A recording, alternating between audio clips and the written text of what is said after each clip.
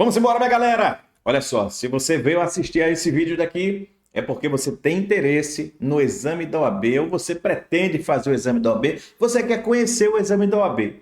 Eu vou te mostrar aqui agora o que você precisa para ser aprovada, para ser aprovado no exame da OAB. Lembrando sempre, o exame da OAB é um dos requisitos, essenciais para que você se torne advogada ou advogado, tá bom? Quero salientar ainda que o exame da OAB ele é composto já de duas fases. Tá bom? E eu vou aqui detalhar cada uma dessas fases, quantidade de questões por disciplina, o que é que eu preciso fazer na segunda fase. Vou te mostrar também um histórico interessante sobre o exame da OAB, tá certo? Em números, é interessante. Fica aqui com a gente. Olha só, minha galera, primeiro ponto importante que eu quero detalhar para você é o seguinte: de maneira objetiva, o exame da OAB ele contempla uma primeira fase e essa primeira fase ela vai te exigir que você resolva 80 questões de ordem objetiva. Essas 80 questões elas estão divididas em letras A, B, C e D, cada questão. De forma que você precisa acertar 40 questões para daí sim rumar para a tua segunda fase. Essas 80 questões ainda, elas estarão divididas em 20 disciplinas ao todo, tá certo? Daqui a pouco eu vou te mostrar como é que é feita essa divisão, tá bom? Se você eventualmente alcançou os 40 pontos, os 40 acertos, você está agora convidado, digamos assim, para chegar na tua segunda fase. E aí, galera, a gente chega na segunda fase de forma que você vai precisar, lá na tua segunda fase, acertar pelo menos, ou melhor, atingir a pontuação de pelo menos 6 pontos. Esses 6 pontos estarão divididos em uma peça prático-profissional e 4 questões de ordem subjetiva. Tá certo? Quero salientar para você o seguinte, galera. Quando você faz uma inscrição no exame da OAB, você lá, no momento da tua inscrição, você faz a tua escolha da segunda fase. Tá certo? É verdade que o aluno, não sei se você sabe disso, o aluno ele pode ainda fazer mais de uma inscrição. Aqui será válida, será aquela inscrição que o aluno pagar efetivamente, tá certo? Então, no momento em que o edital do exame da OAB está aberto, você pode fazer ali, o período de inscrição, você pode fazer várias inscrições em várias disciplinas, escolhendo ela para a tua segunda fase. Qual é a inscrição que vai valer? A que você pagar, tá bom? Eu somente chego na minha segunda fase, obviamente, se eu passar pela primeira. Se eu acertar 40 questões objetivas, aí sim eu chego na minha segunda fase. E lá na segunda fase, eu tenho que alcançar a nota 6, de maneira que eu vou ter que fazer uma peça prática profissional e ainda responder a 4 questões abertas, 4 questões de ordem subjetiva. Já antecipo que essas questões de ordem subjetiva, elas ainda estarão divididas em 2 itens, A e B. Então, na prática, são 4 questões subjetivas, mas você responde a 8 perguntas, tá bom? Avanço com vocês para detalhar primeiro a questão da primeira fase. Vamos lá conhecer a quantidade de questões por disciplina. Vem para cá. Galera, quando a gente avança, aliás, antes de avançar, esse dado é interessante pra caramba. Olha só. Gente, na nossa primeira fase, se você quiser saber números gerais, olha só, a título de exemplo, no exame de número 38 da OAB, galera, nós tivemos um percentual de aprovação de apenas 21% dos alunos. Ou seja, no exame 38 da OAB, 79% dos candidatos reprovaram no exame da OAB. Tá bom? Eu sei que de repente você pode estar dizendo assim, poxa, será que isso foi uma exceção ou é a regra?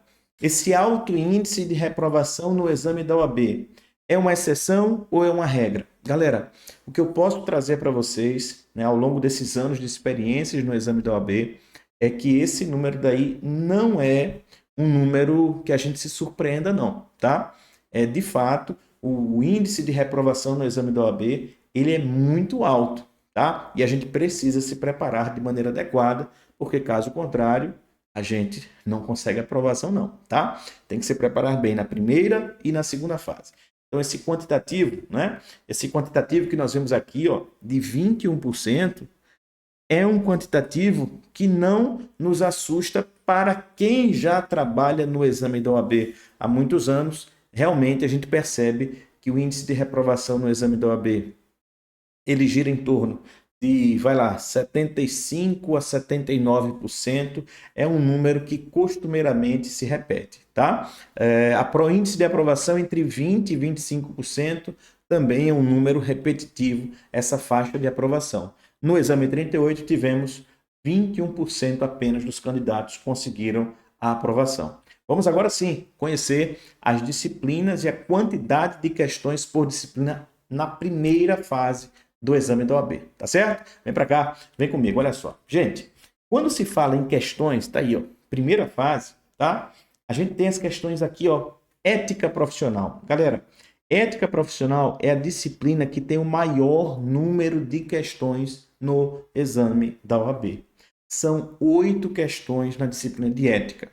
Depois aqui eu fiz uma divisão em eixos, tá certo? Então, por exemplo, ó, civil e processo civil contempla 12 questões e penal e processo penal também 12 questões. A gente vê que são 5 questões de civil, 6 questões de civil e 6 questões de processo civil, 6 questões de direito penal e mais 6 questões de processo penal. Ou seja, esses dois grandes eixos, civil e processo civil, penal e processo penal, comportam 24 questões, né? São os dois maiores eixos do exame da OAB.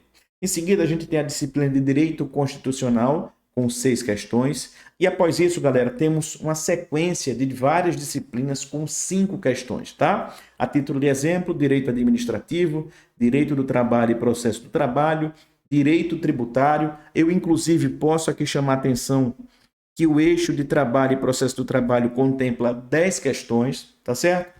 Avançando, gente, nós temos direito empresarial com 4 questões e em seguida temos 9 disciplinas com 2 questões. Aqui, gente, nós temos que tomar muito cuidado, né? Nós temos as famosas DQs, as disciplinas com 2 questões. DQs. A gente tem que tomar cuidado porque às vezes essas disciplinas elas são às vezes, sabe, deixadas de lado. E é importante, na minha ótica, que pelo menos dessas 9, 5 disciplinas dessas, você de repente pega aquele do conteúdo um pouco menor, um pouco mais lógico e dê a devida atenção. É claro que nós temos eixos importantes, claro que sim. Vai lá, civil e processo civil, penal e processo penal, ética, trabalho e processo do trabalho. Em seguida a gente vem constitucional também administrativo, né? Sem dúvida alguma, esses eixos, eles são eixos que representam uma grande quantidade de questões no teu exame da OAB. Mas a gente não pode descuidar do direito tributário, que tem 5 questões, direito empresarial tem 4 questões, e dessas pelo menos 9 disciplinas, pelo menos 5, eu acho, das DQs, a gente deve guardar atenção para daí sim conseguir uma pontuação muito suficiente para a sua aprovação, tá certo? Eu já falei que são 80 questões, 20 disciplinas, você precisa acertar 40 questões na tua primeira fase, para daí sim você rumar para a sua segunda fase. E é sobre essa segunda fase que eu começo a conversar com você a partir de agora. Vamos nessa? Olha só, minha galera, quando se fala na segunda fase, você tem aqui um espaço de 6 disciplinas para você escolher o que é que eu vou fazer na segunda fase, tá certo? E aí nós temos a disciplina de Direito Civil, Direito Penal, Direito Tributário, Direito Constitucional, Direito do Trabalho e Direito Administrativo. Eu já falei com vocês que para você alcançar a tua aprovação na tua segunda fase, você precisa de pelo menos alcançar 6 pontos, tá certo? Quando você faz, vem para cá, quando você faz a tua inscrição efetiva, quando você faz o pagamento da tua primeira fase, você escolhe efetivamente qual é a disciplina que você vai arrumar na tua segunda fase, tá? Escolhi, por exemplo, Direito Administrativo. Ok. O que é que vai acontecer na minha segunda fase lá em Direito Administrativo? Isso vale para todas as disciplinas na segunda fase, tá bom? Vem para cá. Galera, quando você chegar lá no dia na tua segunda fase, você vai observar o seguinte. Você vai observar que a tua segunda fase ela é dividida em 2 eixos. Quais são eles? Bom, primeiro a gente tem uma peça prática ou profissional. Você vai ter que construir uma peça prática, tá? De forma que você terá 150 linhas para redigir essa peça prática e de maneira que essa peça prática vai valer um total de 5 pontos. Então, saber construir uma peça, saber fazer argumentação, tese por tese, saber estruturar, identificar, fundamentar a tua peça, pode te render aí no máximo 5 pontos. Você sabe, já falei hoje, que você precisa de 6 pontos para aprovação. Professor, 5 pontos na peça. E os outros 5? Bom, o eixo dos outros 5 pontos virão exatamente das questões de ordem subjetiva. É através das 4 questões de ordem subjetiva que você tem um complemento da tua prova. Galera, são 4 questões de ordem subjetiva e cada uma delas vai valer 1,25. De maneira que cada questão subjetiva ela é subdividida em 2 itens, nos itens A e B. Nesses itens A e B, você tem uma pontuação muito próxima em cada item. Então, por exemplo, o item A vale 0,60 e o item B vale 0,65. Costumeiramente é dessa forma. Ou então inverso, gente. O item A vale 0,65 e o item B 0,60. O fato é que são 4 questões subjetivas, são 8 itens ao todo e a pontuação total das questões, vem para cá, a pontuação total vai valer 5. Gente, olha só. Quando a gente percebe, quando a gente olha para esse eixo, nós percebemos que são 5 pontos também nas questões subjetivas. Portanto, eu não posso desprezar em momento algum tanto a peça prática profissional, como também as questões subjetivas. Há um eixo de interpretação nas questões subjetivas, são eixos direcionados, definidos. A maneira que se estuda a peça guarda uma relação diferente com a maneira com a qual se prepara para as questões subjetivas. Questões subjetivas requerem interpretação e direcionamento, além, é claro, da argumentação jurídica. Tá certo? Muita atenção, portanto. Não se pode desprezar em momento algum as questões subjetivas, porque elas sim te darão o up para que você consiga a sua aprovação. Fazer uma boa peça é fundamental, mas também calibrar bem as questões subjetivas determinarão a sua aprovação e também aquela nota mais alta, com certeza. Beleza? Eu agora vou te mostrar um dado interessante, que são os dados referentes a um histórico breve sobre o exame da OAB. Nós já estamos fechando o nosso vídeo. Olha só, minha galera, presta bem atenção no que eu vou te mostrar a partir de agora. Gente, a Fundação Getúlio Vargas, há alguns anos, fez um estudo muito interessante sobre o exame da OAB. E nesse estudo, a gente percebeu uma divisão nas unidades federativas, no Distrito Federal, como é que era o escalonamento de aproveitamento no exame da OAB de cada estado, tá certo? Então, nesse histórico, né, que a Fundação Getúlio Vargas e a banca examinadora há muitos anos do exame da OAB nos trouxe, nós levantamos o seguinte: a região sul do país é a região que tem o maior índice de aprovação, né, de proporcionalmente o maior índice de resultados positivos no exame da OAB. Região Nordeste alcança o 2º lugar. E essa tabela, esse gráfico que eu estou mostrando para vocês aqui, ele expressa bem isso, né? Vejam só, galera. Destaco aqui para vocês, só a título de exemplo, tá? O estado do Ceará, como estado que alcança a primeira colocação nesse estudo que foi feito pela Fundação Getúlio Vargas. Em seguida, o Paraná, Minas Gerais. E eu quero, galera, aqui destacar, ó, em 4º lugar no Brasil, o estado de Sergipe, tá? Sergipe, você sabe disso, é o menor estado da federação.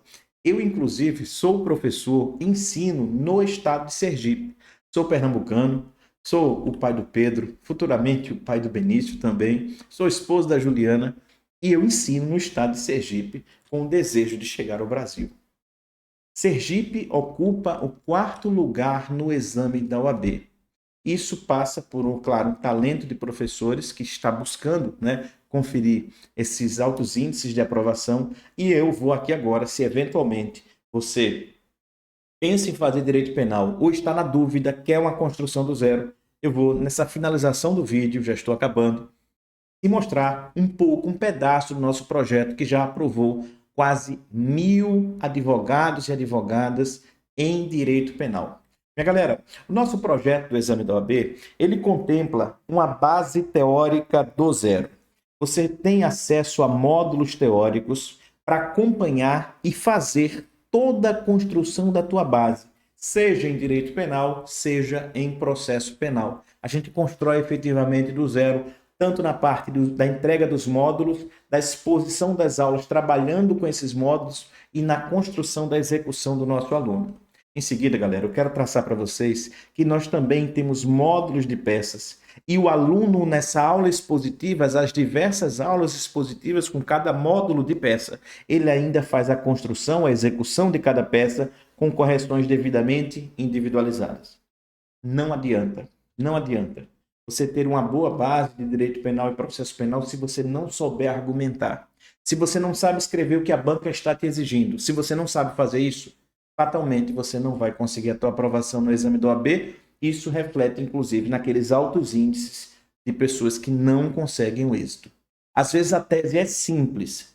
A tese, só a título de exemplo, a tese é uma tese de legítima defesa, mas a pessoa não sabe escrever sobre legítima defesa e não sabe escrever o que a banca exige sobre legítima defesa. E é aí onde mora o perigo. Por isso, nós, em nosso curso, temos ainda a aula de argumentação jurídica. Você aprende a saber como fazer a argumentação.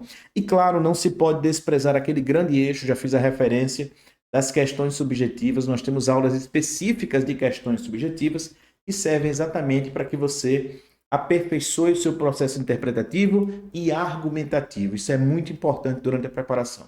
Seguindo, galera, nós precisamos de organização. Por isso, nós temos ainda em nosso curso cronogramas de estudos. Esses cronogramas, gente, são cronogramas. Se você gosta de organização, vem para cá.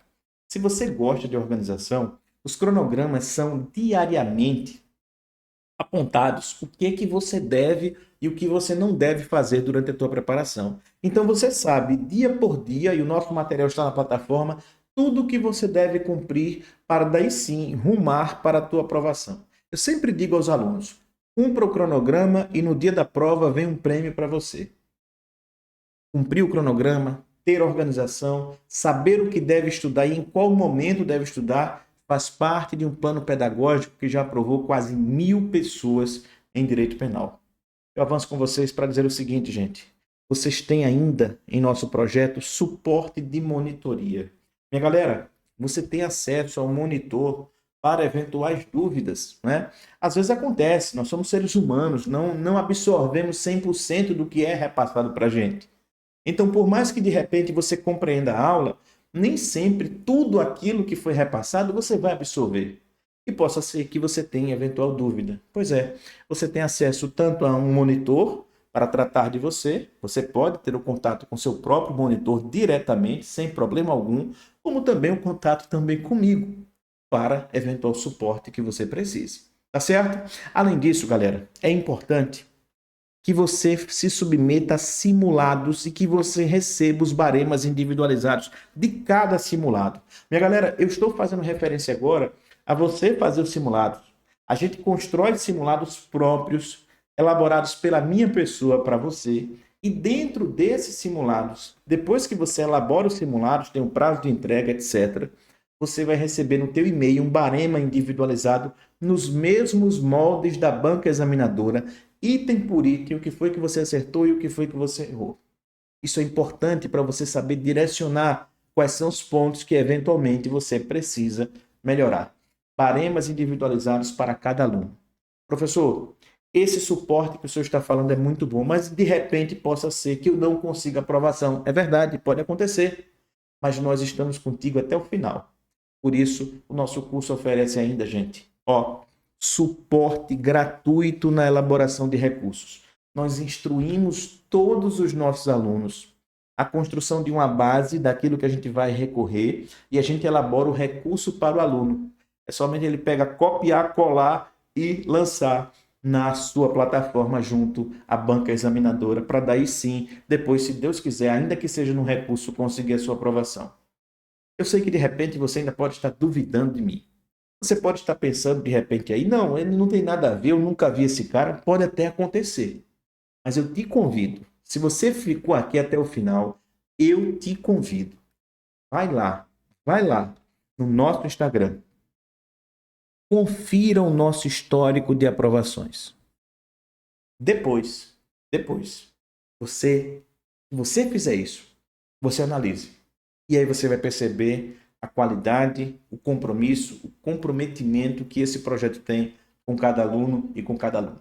Espero que vocês tenham sim apreciado toda essa explanação, tanto da primeira quanto da segunda fase. Espero que de repente você que já tem a sua vocação com direito penal ou que estava na dúvida, que a gente tenha sido útil para você ao longo dessa trajetória inicial e que, se Deus quiser, lá na frente, seja de muito sucesso, qualquer que seja o rumo que você decidir tomar.